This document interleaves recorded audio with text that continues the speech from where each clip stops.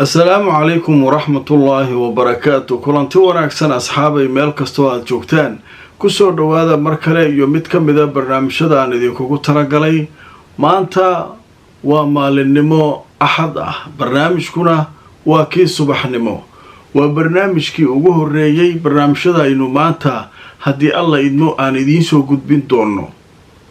taariikhdu waa 24 November sanadka 2024. barnaamijka subaxnimo saaka waxaan idinkugu hayaa qodobo la yaab leh idinkugu hayaa. xalay waxaa la weeraray safaaradda Israa'iil ay ku leedahay caasimadda waddanka Urdun ee Amman. booliiska la dhaawacay, ninkii weerarka soo qaadana waa la dilaalay. haddaba arrintaas waxaa leeyahay salka ku haysaa nin xildhibaan ahaa oo Urdun ahaa oo 10 sano oo xariga lagu xukumay. sababta loo sameynaa taas maxay tahay? Falastiiniyiinta ayuu wuxuu u gudbinayaa la leeyahay hub iyo waxaas.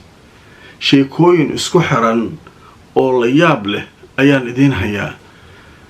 wadamadii carabta waxaa ka muuqda volkaanihii inuu qarxayo, dadkii caro dowladihii ay ka hor imaanayaan.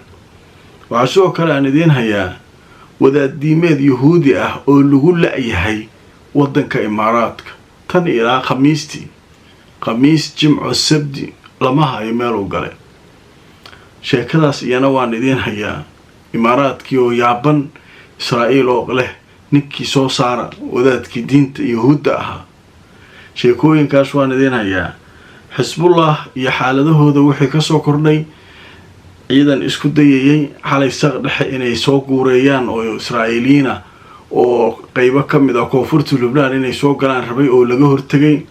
dhammaan qodobadaas ayaan barnaamijka idinkugu soo gudbin doonaa inta aan barnaamijka ku jirno subaxnimo. wixii warar soo kordhana waan idinla socodsiin doonaa. haddaad nagala socoto Nadaara Show si aad u hesho macluumaadka barnaamijkan aynu kaga hadalnay, waxaad ka daawan kartaa hadda Nadaara TV, halkaas oo aad ka heli kartid barnaamijkan uuna ka socdaa YouTube-ka ayaa galaysaa, Nadaara TV ayaa ku qoraysaa, kadibna waa heli doontaa.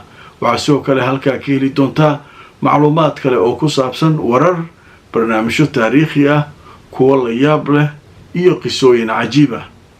inta aan mar kale kulmayno, nabadgelyo.